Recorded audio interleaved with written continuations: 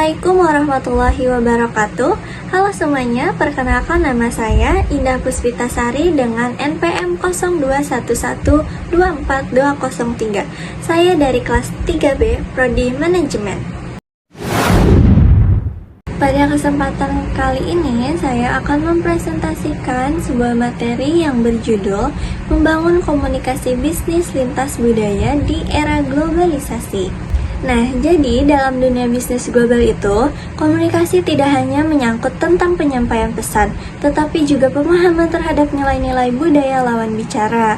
Banyak perusahaan-perusahaan yang gagal dalam menjalin kerjasama internasional bukan karena strategi bisnisnya yang salah, tetapi karena sebuah miskomunikasi lintas budaya.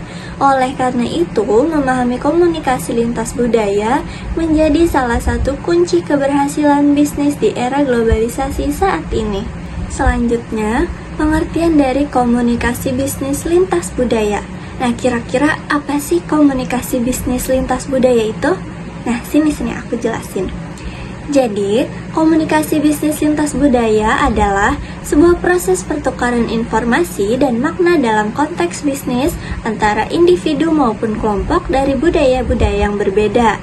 Dalam proses ini, perbedaan bahasa, nilai, norma, dan juga etika berperan besar dalam menentukan efektivitas komunikasi.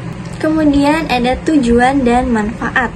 Tujuan utama dari komunikasi lintas budaya adalah menciptakan hubungan kerja yang harmonis dan produktif di antara pihak-pihak yang berbeda latar budaya.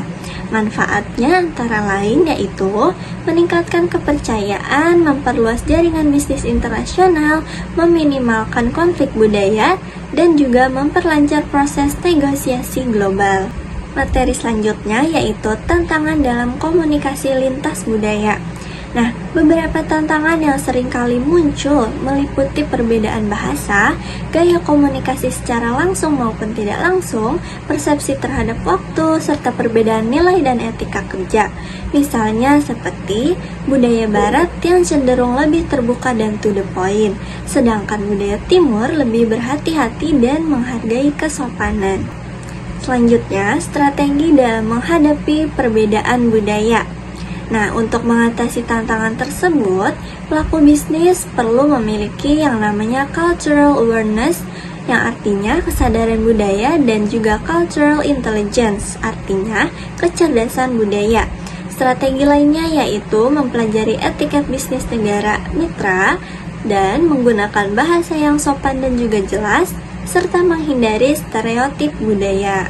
Kemudian contoh kasus nyata. Sebagai contoh yang saya ambil yaitu perusahaan Jepang dan Amerika yang memiliki gaya komunikasi yang sangat berbeda. Ketika perusahaan Amerika yang terlalu cepat mengambil keputusan, perusahaan Jepang justru memerlukan waktu yang lebih lama untuk mencapai konsensus. Nah, pemahaman akan perbedaan ini dapat membantu menghindari kesalahpahaman dan juga memperlancar kerjasama. Materi selanjutnya yang akan saya bahas yaitu peluang dan manfaat globalisasi. Nah, biasanya globalisasi itu akan membuka peluang yang besar bagi pelaku bisnis untuk berkolaborasi lintas negara. Dengan memahami komunikasi lintas budaya, kita dapat menjalin kemitraan yang lebih luas, memperkuat reputasi perusahaan, dan juga menciptakan inovasi yang lebih beragam dari berbagai perspektif budaya. Dan yang terakhir adalah kesimpulan. Nah, bisa kita simpulkan bahwa komunikasi bisnis lintas budaya bukan hanya tentang bicara menggunakan bahasa asing, tetapi juga bagaimana kita memahami makna di balik budaya orang lain. Dengan kemampuan komunikasi lintas budaya yang baik, seorang profesional bisnis dapat menjadi jembatan penghubung antar bangsa dan memperkuat posisi perusahaan di pasar global. Demikian pemaparan yang dapat saya sampaikan. Terima kasih atas perhatiannya. Wassalamualaikum warahmatullahi wabarakatuh.